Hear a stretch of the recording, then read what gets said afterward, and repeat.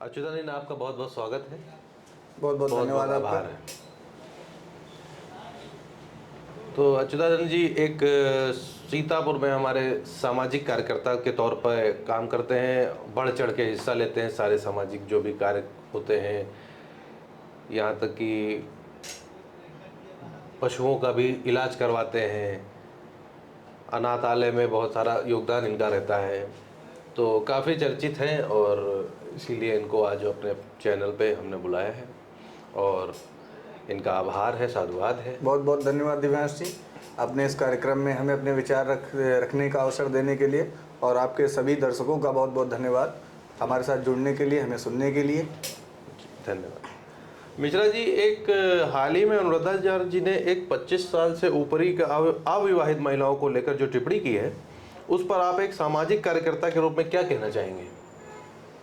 देखिए, मैंने अनुरुद्धाचार्य जी का बयान सुना है।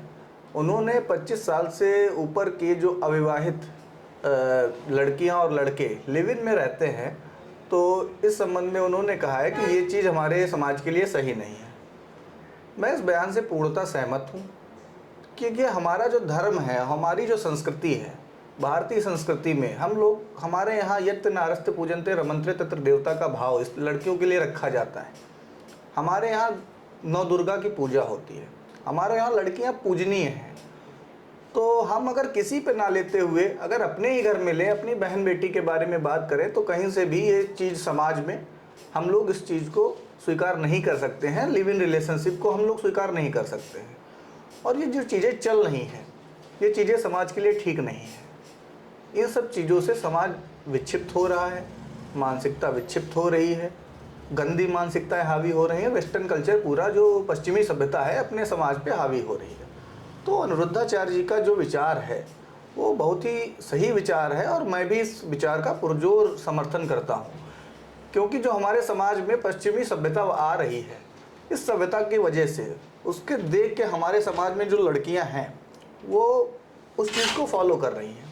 तो हमारे जो समाज के प्रचारक हैं, कथावाचक हैं, बड़े बड़े कथावाचक हैं, जो उनका एक कार्य बनता है कि अपने समाज को धर्म की ओर ले जाएं, उनका अपने धर्म की ओर, धर्म का रास्ता उनको दिखाएं कि क्या उनकी असली संस्कृति है और क्या संस्कृति उनको फॉलो करनी चाहिए, ना कि पश्चिमी सभ्यता।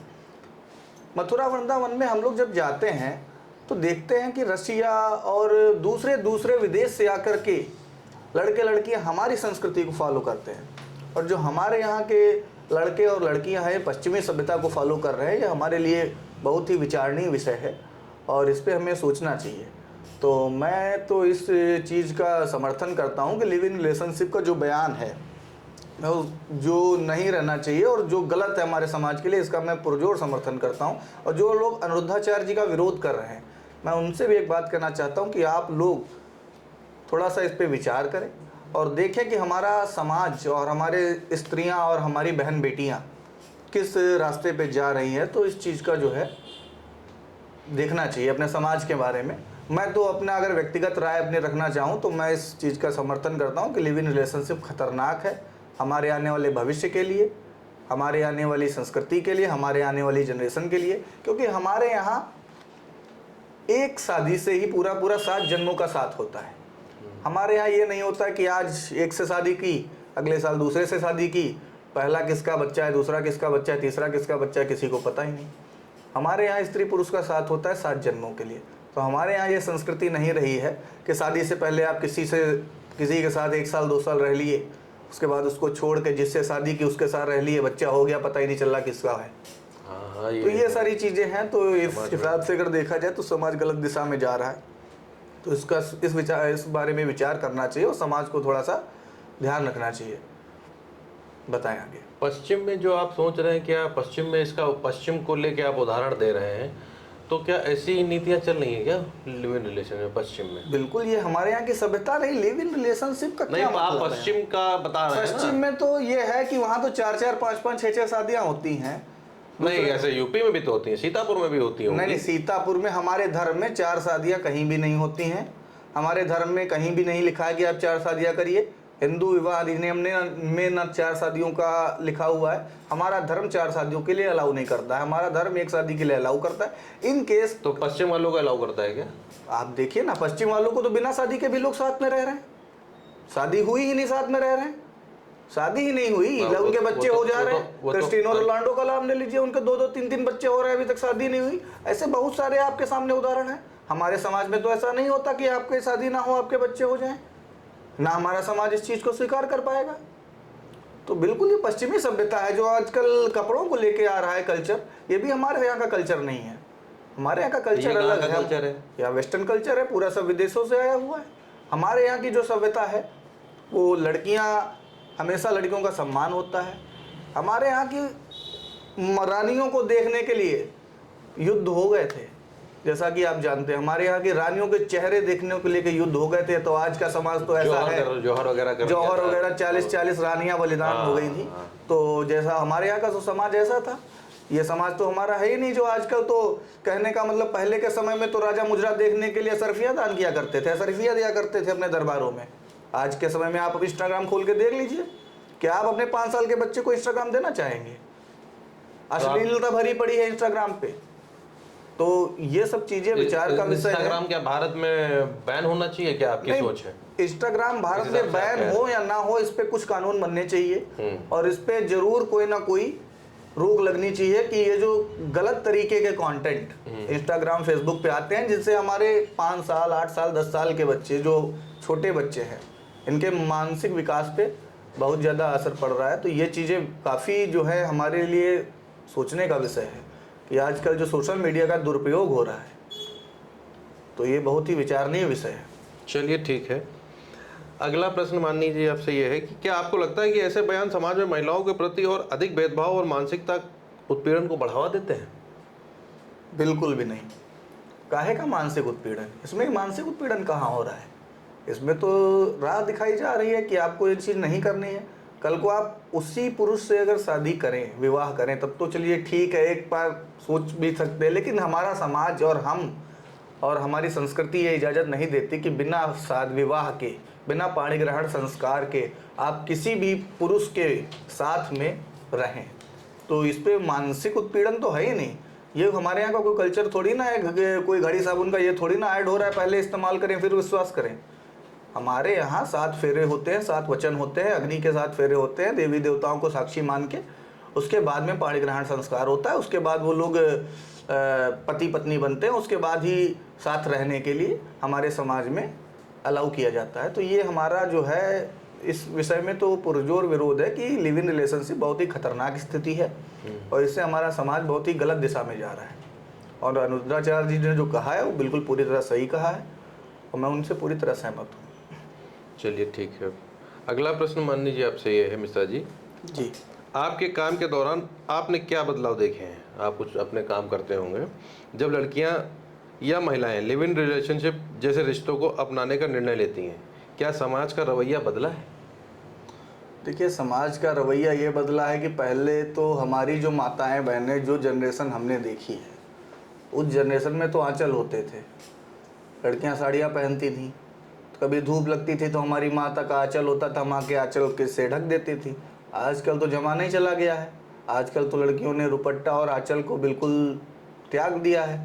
आजकल तो नहीं, आप सबको नहीं कह सकते हैं ना। नहीं, कुछ हम जो उन लड़कियों को कह रहे हैं ना, हम जो उन लड़कियों को नहीं कह रहे हैं जो लोग कर रही हैं। आजकल तो जो पश्चिमी सभ्यता को मानने वाले लोग हैं, सभी लोग तो अनुरुद्धाचार्य का भी विरोध नहीं कर रहे हैं। सभी लोग तो अनुरुद्धाचार्य का भी विरोध नहीं कर रहे हैं। सभी लोग तो हमारे अनुरुद्धाचार्य जी से भी सहमत होंगे कि बहुत से लोग हमारे समाज में, आप सर्वे करा लीजिए, जो काफी लोगों ने तो इनके आलोचक बिल्कुल आप उस सभ्यता विरोध कर रहे हैं, ऐसे लोग हैं समाज में हैं, कुछ बहुत से ऐसे लोग हैं जिनकी मानसिकता विक्षिप्त है, जो हमारी संस्कृति को नहीं मानते, हमारे धर्म को नहीं मानते। जब बहुत से लोग तो अपने माता पिता को नहीं मानते, जब उनको कुछ मानना ही नहीं है तो ऐसे लोगों पे तो हम कुछ नहीं कह सकते ना।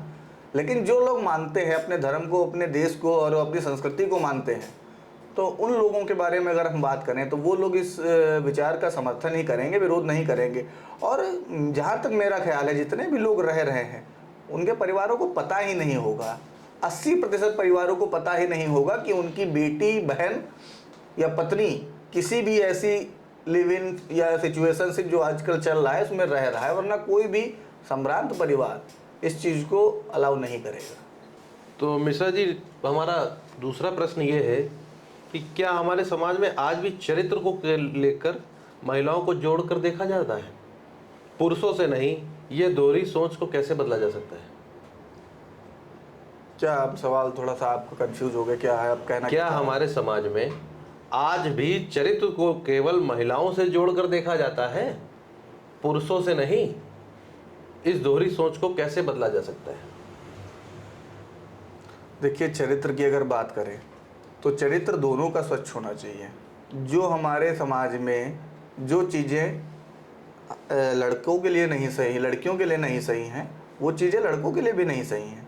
इसमें एक लोगों की बात नहीं हो रही, इसमें सिर्फ लड़कियों को थोड़ी ना कहा जा रहा है। जो बातें हो रही है इसमें चरित्रहीनता की अगर बात करें तो ये जो चीज़ है लिव इन रिलेशनशिप, ये चरित्रहीनता में आती है। इसमें चाहे लड़का हो या लड़की हो, दोनों दो लोग ही तो रहते हैं, एक लड़की अलग थोड़ी ना रहती है। तो ये दो लोग हैं, तो इसमें दोनों का चरित्र मायने रखता है, इसमें दोनों का पूरा समाज की लेकिन बात है। ज्यादातर तो लोग टिप्पणियां तो महिलाओं पे करते हैं, लड़कियों पे करते हैं। नहीं नहीं, ऐसा नहीं है। जिस कोई भी गलती होती है या कोई भी बात होती है उसमें दोनों लोग बराबर के हिस्सेदार होते हैं। ये तो जब आदमी जान पाता है तब हिस्सेदार होता है ना। वैसे तो लांछन तो पहले महिला पे लग जाता है, लड़की पे लग जाता है पहले ही। देखिए, हमारे समाज की जो बात है, हमारे घरों की बात है, जो महिला वर्ग हमारे माता वर्ग है, इस पर बहुत जिम्मेदारी है। क्योंकि जो व्यक्ति जितनी बड़ी सीट पे होता है, हम लोग जिसका जितना सम्मान करते हैं उस पर उतनी ही जिम्मेदारी आ जाती है। तो कहने का अर्थ ये है कि जिसकी हम लोग मान लिए उनको, जैसे ये है उनके लिए बहुत सारी चीज़ें हैं। अब पहले तो बहुत सी चीज़ें थी, उनको क्यों पर्दे में रखा जाता था, ये भी लोग कहते हैं क्यों पर्दे में रखा जाता था। ये भी सवाल है कि पहले ज़माने में लड़कियां पर्दे में रहती थी, क्यों रहती थी भाई? पहले ज़माने में कोई सेनाएं तो थी नहीं, पुलिस तो थी नहीं, विदेशी आक्रांत आक्रमण कर देते थे, इस वजह से उनको छुपा के रखा जाता था, उनको जो है सिक्योरिटी में रखा जाता था। पर्दे का ये अर्थ ये नहीं है कि उनको कहीं जेल में रख दिया जाता था। पर्दे का अर्थ लोगों ने जो निकाला वो गलत है ना। पर्दे का अर्थ ये है कि किसी की बुरी नज़र उन पे ना पड़ने पाए। जैसे कोई भी हमारे लिए, अब कहीं का भी आप उदाहरण, स्त्री धन है, जो 9 रत्न होते हैं उसमें से एक स्त्री रत्न भी है। तो आप कोई भी अपनी जो कीमती वस्तु होते हैं उसको सिक्योर रखते हैं। आप पैसा खुले में नहीं रखते हैं, तिजोरी में रखते हैं, बैंक में रखते हैं, और उसको बताते भी नहीं कि हमारे पास कितना क्या है। जैसे कि हम हैं या आप हैं या कोई भी ले लीजिए। तो समाज में देखिए, जैसे स्त्री हमारे लिए बहुत ही पूजनीय है, और इसमें यह है कि जो हमारी कीमती वस्तु या प्रिय होता है उसको हम लोग समाज की बुरी दृष्टि से बचाना चाहते हैं, है नहीं? तो इसलिए लड़कियों को ऐसा नहीं, चरित्र का ये नहीं है कि चरित्र का जितना जिम्मेदारी लड़कियों पे है उतना लड़कों पे भी है। अगर गलत काम लड़का करेगा तो वो भी गलत है, लड़की करेगी तो वो भी गलत है। तो ये गलत है कि खाली सिर्फ चरित्र का लड़कियों पे ही थोप देना कि चरित्र जो है लड़कियों से जोड़ के देखा जाए, ये गलत है। तो आप मानते हैं कि दोनों लोग, पुरुष महिला, हाँ, दोनों लोगों को जो है इस बारे में जो है समान कार्य करना चाहिए, और अपना जो है सही दिशा में चले, अपना विवाह करें, अपना साथ में रहें। कोई इसमें गलत बात थोड़ी ना है, विवाह का कोई ये है। लेकिन ये चीज़ जो है रोज रोज करके आज जो गर्लफ्रेंड बॉयफ्रेंड और पता नहीं कौन कौन से शिप आ गई, सिचुएशनशिप, नैनोशिप, हम तो जानते भी नहीं। तो ये सारी चीज़ें थोड़ा गलत है हमारे समाज के लिए, आने वाली जनरेशन के लिए। जैसे आप आज अनिरुद्धाचार्य जी के विचार से आप सहमत हैं जी। आप क्या ये चीज़ यूट्यूब पे जाएगा, सोशल मीडिया पे भी वायरल होगा, तो कल को आपके भी आलोचना होने लगेगी? तो कोई दिक्कत नहीं, हमारे जो विचार है वो स्वच्छंद विचार है, हम किसी के दबाव में थोड़ी ना विचार दे रहे हैं। जब वो लोग जो सपोर्ट में हैं वो लोग खुल के बोल सकते हैं, तो हम विरोध में लड़कियों के नहीं हैं, हमारे लड़कियों के बिल्कुल विरोध में नहीं है।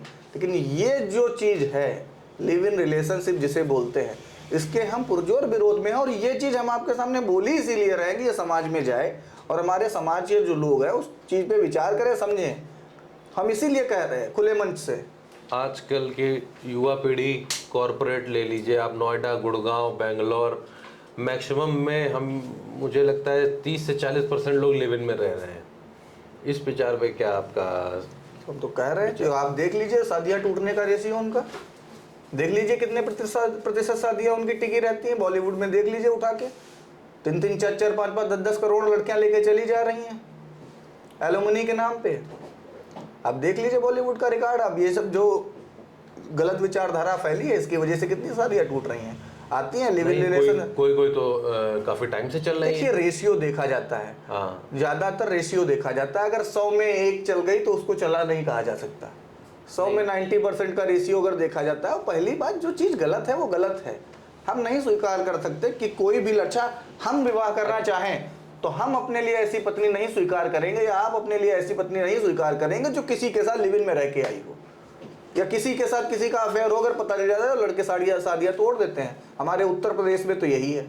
अब हम मुंबई का और यहाँ तो नहीं बता सकते, वहाँ का कल्चर अलग होगा, लेकिन हमारे उत्तर प्रदेश में तो अगर ये भी पता चल जाए कि लड़की किसी लड़के के साथ या लड़का किसी लड़की के साथ पहले से अफेयर में था, तो शादियां नहीं होती हैं।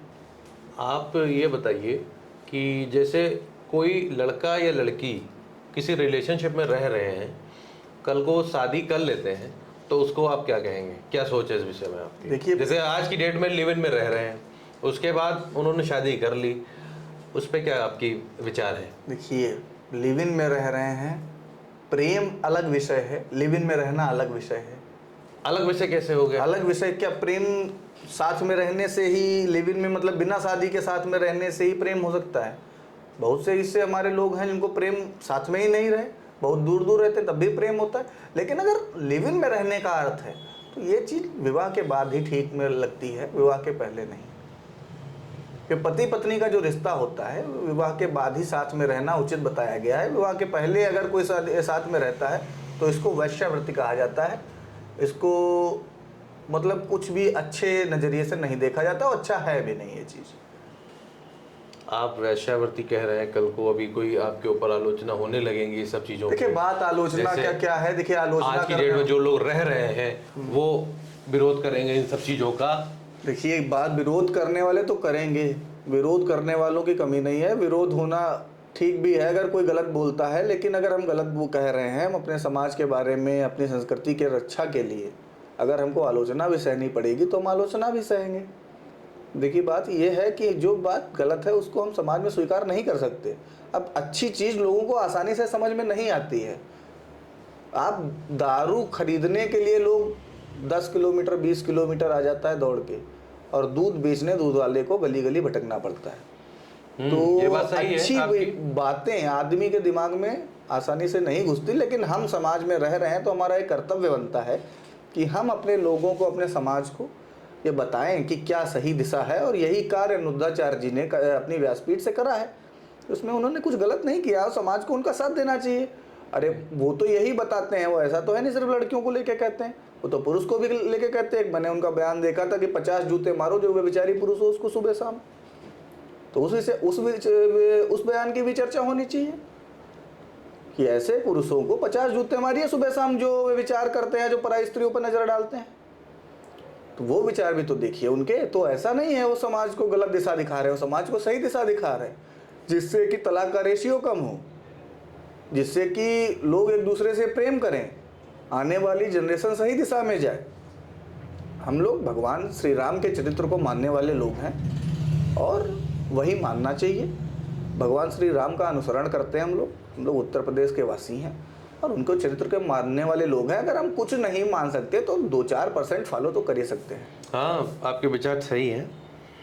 हमारा अगला प्रश्न है कि आप जैसे सामाजिक कार्यकर्ताओं की भूमिका क्या होनी चाहिए जब समाज में इस तरह की सोच सामने आती है? देखिए हम लोगों का विचार जो है, भूमिका तो यही होनी चाहिए कि कभी भी समाज में अगर कोई भी ऐसी भ्रांतियाँ या जो भी चीज़ें हैं उनको लेके समाज को सही दिशा दिखाएं और अपनी बात को बिना किसी दबाव के और बिना किसी पक्षपात के अपने लोगों, अपने समाज में रखें, जिससे कि उनको सही मार्गदर्शन मिल सके। और जो भी लोग समाज के लोग अच्छे विचारक रहे हैं उन्होंने समाज को सही दिशा दिखाने का प्रयास किया है और बहुत से लोगों ने प्रयास किया है। तो बिना किसी दबाव, बिना किसी पक्षपात के, ऐसा नहीं कि हम लड़कियों के खिलाफ हैं। भाई हमको जन्म देने वाली एक माँ है, हमारे साथ रहने वाली एक पत्नी है और हमारे घर में रहने वाली एक बहन है और हमारी एक बेटी भी है। तो ऐसा नहीं हम लड़कियों के खिलाफ हैं और पुरुषों के साथ है। लेकिन जो चीज़ गलत है उसको अपने समाज में हम लोग नहीं अलाउ करना चाहिए। और जिसको लेके हमको स्वच्छंद विचार रखने चाहिए और जो सही विचार है वो समाज में आने चाहिए। नौकरी करने के लिए किसी को मना ही नहीं है। आज देख लीजिए हमारी यूपीएससी टॉप पर शक्ति दुबे हैं। तो ऐसा नहीं है इनको किसी लड़कियों को या स्त्रियों को हमारे यहाँ दबाया जा रहा है, ऐसा नहीं है। लेकिन बात है कि विचारधारा की बात है कि सही चलने की बात है। तो जो चीज़ उन्होंने कही वो बिल्कुल सही कही है। और जो लोग सामाजिक कार्यकर्ता है, सोशल वर्कर हैं, उन लोगों का ये कर्तव्य बनता है कि अपने समाज को सही दिशा में लेके जाएं, जिससे कि आने वाली जो पीढ़ी है वो सही दिशा में चल सके और हमारे देश का विकास हो। मिश्रा जी, आपको क्या लगता है कि आज की पीढ़ी जब ज़्यादा पढ़ी जा रही है वही इस लाइन में जा रही है क्या? इस पे आप क्या कहेंगे? जो ज़्यादा आगे निकले जा रहे हैं, कुछ क्राइटेरिया बना है, कुछ हाई प्रोफाइल पढ़ गए तो वो लिव इन में रहने लगे, या कुछ यहाँ रह गए तो वो लोकल स्तर पे ऊपर आगे पढ़ नहीं पाए, ऊपर जाके अच्छी कोई हायर एजुकेशन उनको नहीं मिल पाई, तो वो लोग ज़्यादा नहीं, ऐसा नहीं है। हाई प्रोफाइल लिविंग हो गई हाई उनकी। प्रोफाइल का मतलब ये नहीं है कि आप जो है ज़्यादा पढ़ गए तो आप इन सब विचारों का, देखिए पढ़ना अलग विषय है, शिक्षा प्राप्त करना अलग विषय है, अपनी संस्कृति को मानना अलग नहीं, विषय है। गार्जियन आज की डेट में गार्जियन ये कहता है कि ज़्यादा पढ़ गए तो नहीं, वो चीज़ अलग है, पढ़ना अलग विषय है। पढ़ के तो लोगों ने, ऐसा नहीं, जो हमने आपको उदाहरण दिया शक्ति दुबे जी का, जी यूपीएससी टॉपर है, तो ऐसा थोड़ी ना कि ज़्यादा पढ़ गए तो आप अपनी संस्कृति भूल जाएंगे या ज़्यादा अगर कहीं चले गए। हमने तो ऐसे भी लोग देखे हैं जो विदेश में भी रहते हैं तो अपना घर नहीं भूलते हैं जी। ऐसे भी लोग हैं। तो ऐसे एक आध लोग हैं मतलब समाज में, जो अगर कहने का मतलब बात ये है कि आदमी दिखावे में आज का समय में बर्बाद हो रहा है। अपने आप को ज़्यादा वेस्टर्न कल्चर का दिखा के लोग उसको मॉडर्न शिप कह रहे हैं कि हम मॉडर्न हैं, लेकिन अपनी संस्कृति को भूलना सबसे गलत विचार है। अपनी संस्कृति को फॉलो करना चाहिए। आप कितने भी बड़े पद पे या कितने भी अहम पद पे हों तो अपनी संस्कृति नहीं भूलनी चाहिए। इसका उदाहरण आपके सामने, हमारे प्रधानमंत्री विदेश में भी जाते हैं तो हिंदी में भाषण देते हैं।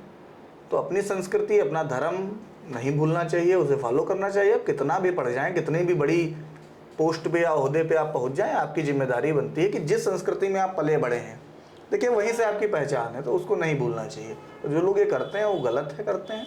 अपनी धरती, अपना देश, जननी जन्मभूमिश्च स्वर्गादपि गरीयसी, जननी और जन्मभूमि स्वर्ग से भी बढ़कर है। तो हमारी संस्कृति और हमारी मातृभूमि से हमारी पहचान है, तो उसको मानना, उसे फॉलो करना ये हमारा कर्तव्य है। अगर इसके इतर हम लोग करते हैं तो गलत करते हैं, नहीं करनी चाहिए वो चीज़ें।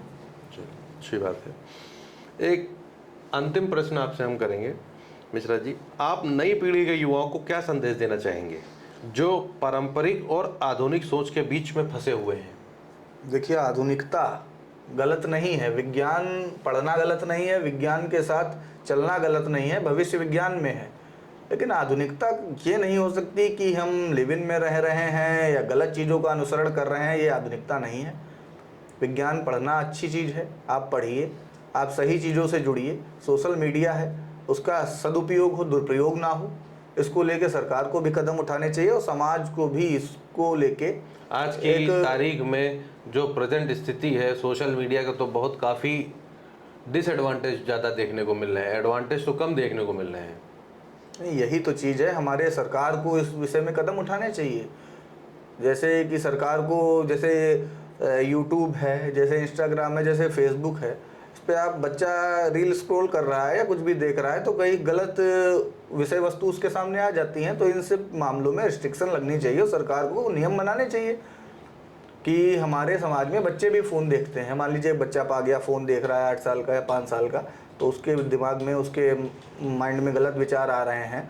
तो ये सब चीज़ों को सरकार को देखना चाहिए और समाज में भी ऐसा थोड़ी सी जागरूकता होनी चाहिए कि अपने बच्चों को देखें और अपने बच्चों पे ध्यान दें, उनको सही दिशा दिखाएं। ये माता पिता की भी जिम्मेदारी है और हम लोगों की भी जिम्मेदारी है। अगर अपने किसी भी मंच से अपनी बात को कह सकते हैं और लोगों को जगाने का प्रयास करें, हमारा कर्तव्य है कि लोगों को सही दिशा में लेके जाएं, उनको जगाएं, क्योंकि हमारी ही बहन बेटियां हैं, समाज हमारा है। तो कहने बताने वाले बाहर से तो आएंगे नहीं, हम ही आपको आगे आना पड़ेगा और बताना पड़ेगा।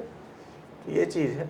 तो हमारे जो नेता हैं, हमारे जो कथावाचक हैं, ये सब कार्य कर रहे हैं, तो हमको उन लोगों को डिमोटिवेट न करने की बजाय मोटिवेट करना चाहिए कि उन्होंने एक बहुत बढ़िया बात बोली थी। अनुरुद्धाचार्य जी का एक बयान मुझे याद आ रहा है जी। कि उन्होंने कहा था कि पहले कपड़े उतारने पे महाभारत होता था, आज पहनने की बात कर रहे हैं तो महाभारत हो रहा है।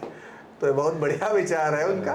तो सही बात है, समय तो ऐसा ही है, लेकिन अच्छी बात है कि वो ऐसे विरोध वाले समय में भी अपने वक्तव्य पे डटे रहते हैं और समाज को सही दिशा दिखाते हैं। बहुत अच्छी बात है। चलिए, एक छोटा सा प्रश्न और बचा है, वो जी, भी जी, उसका अपने विचार आप रखिए। अगर कोई आध्यात्मिक व्यक्ति सार्वजनिक रूप से महिलाओं के बारे में आपत्तिजनक बात करता है तो क्या उस पर कानूनी कार्रवाई होनी चाहिए या अभिव्यक्ति को स्वतंत्रता के अंतर्गत आता है? देखिए, आपत्तिजनक बात का अर्थ ये है कि किसी का अपमान ना हो। बिल्कुल, हम जब कहने हमने पहले ही कहा कि हमारे यहाँ नारियों की, स्त्रियों की पूजा होती है, तो अपमानजनक टिप्पणी तो हम किसी पे नहीं कर सकते ना। हम किसी का अपमान थोड़ी ना कर सकते हैं। लेकिन अगर कोई गलत दिशा में जा रहा है, हमारे घर का व्यक्ति, हमारे समाज का व्यक्ति, तो उसको सही दिशा दिखाना है, आपत्तिजनक टिप्पणी नहीं है।